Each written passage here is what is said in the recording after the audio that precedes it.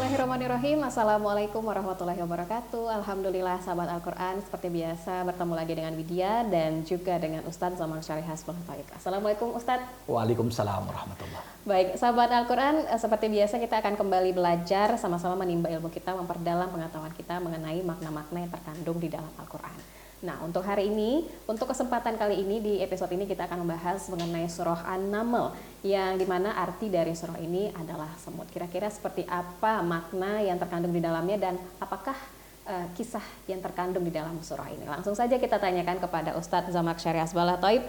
Ustadz, poin yang pertama yang ingin Widya tanyakan kepada Ustadz yaitu mengenai di sini Ustadz dikatakan bahwasannya Al-Quran membawa kabar gembira bagi kaum mukminin dan membawa peringatan Ustadz bagi orang-orang kafir. Dan tentu ini memang kita harus katakan ini benar begitu Ustadz ya. Namun seperti apa sebenarnya penjelasan selengkapnya nih Ustadz yang terkandung di dalam surah ini? Baik.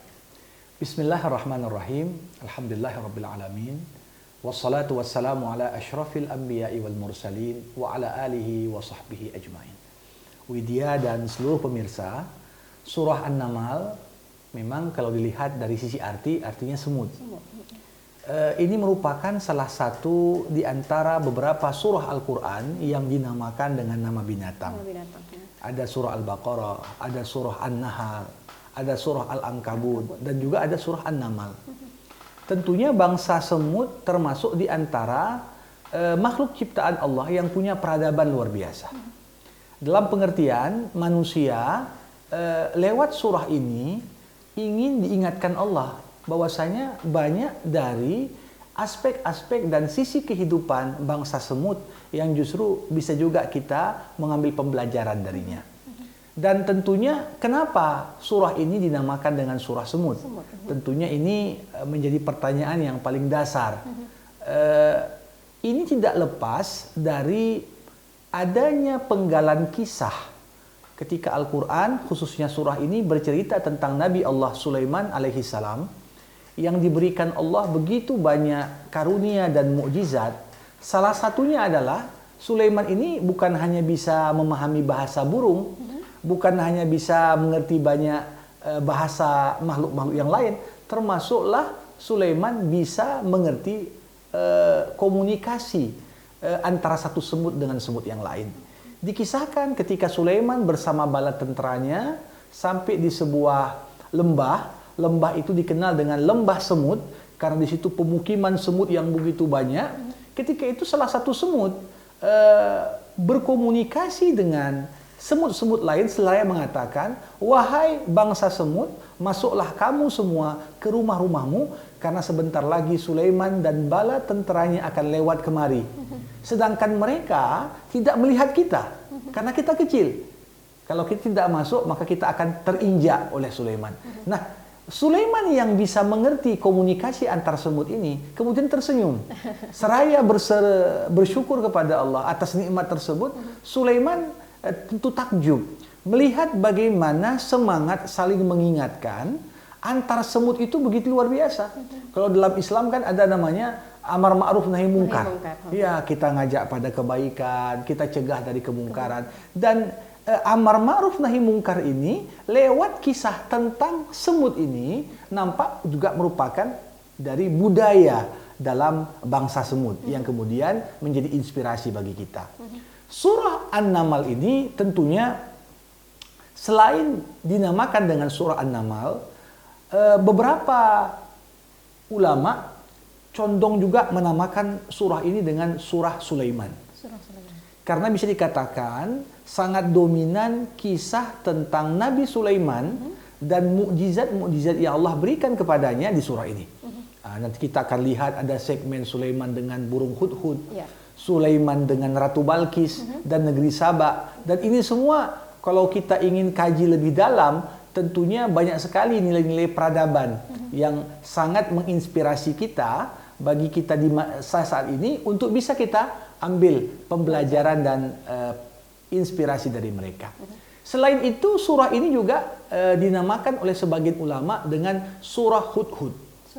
Hudhud ini satu jenis burung dan hudhud ini simbol dari intelijen, spionase. Jadi burung ini burung yang mungkin dari sisi ukuran tidak terlalu besar, Tapi tugasnya besar ya? ya, tetapi dia mampu untuk membawa berita-berita besar. Yang tentunya berita itu bukan berita hoax, tapi justru berita A1 yang dapat dipertanggungjawabkan, kredibilitas, bahkan keakuratan dari berita yang disampaikan. Dan ini nanti tentunya menjadi poin-poin yang sangat menarik untuk kita kaji. Nah, kembali kepada pertanyaan Quran sebagai pembawa kabar gembira dan tentunya dalam hal ini peringatan bagi orang-orang kafir. Ya, Quran ini tentunya pada tahap awal merupakan hidayah. Hidayah yang Allah selalu katakan hudan. Hidayah, petunjuk.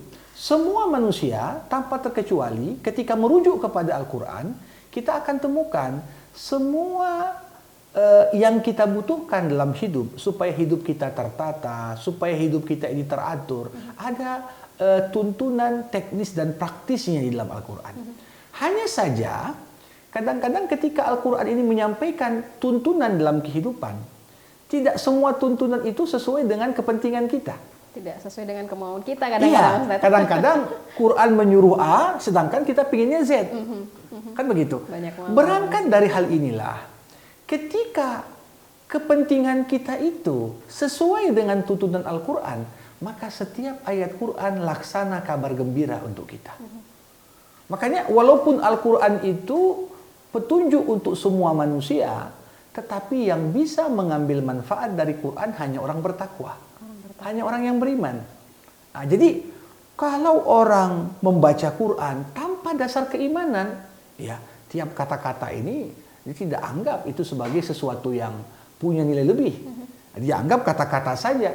Ya buktinya Abu Lahab, Abu Jahal mereka paham bahasa Arab, mereka paham kesusastraan Arab. Tapi kenapa Al-Quran tak menggugah sedikit pun hati mereka?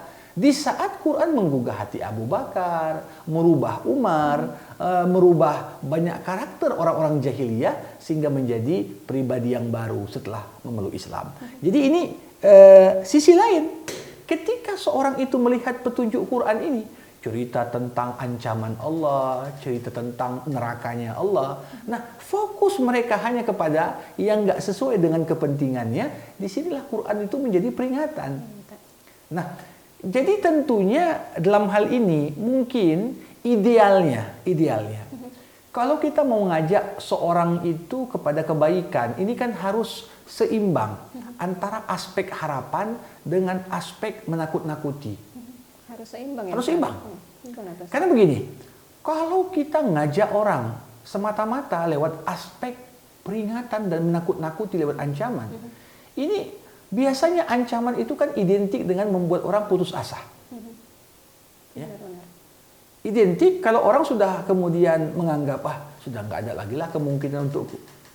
Sedangkan Islam ini salah satu tujuan utamanya adalah supaya kita jangan pernah putus asa dari rahmat Allah. Namun, yang paling menarik, kalau kita hanya sekedar membangkitkan harapan tanpa disertai dengan ancaman, apa yang terjadi? Kadang-kadang harapan terlalu besar membuat kita kendor. Bayangkan, Tuhan kan maha pengasih, maha penyayang, nggak apa-apa kalau nggak sholat, nggak apa-apa. Nanti kan Tuhan ini maafkan kita. Jadi, maka dari itu, mukmin itu bisa sampai kepada Allah dengan dua sayap. Sayap harap dan sayap takut. Harap dan takut. Nah, begitu juga Quran. Sebagai kalam Allah, tentunya ada aspek kabar gembira kepada orang-orang beriman. Tapi jangan lupa Al-Quran juga berisi ancaman. Kepada siapa? Orang-orang yang pantas diancam. Itulah orang-orang kafir.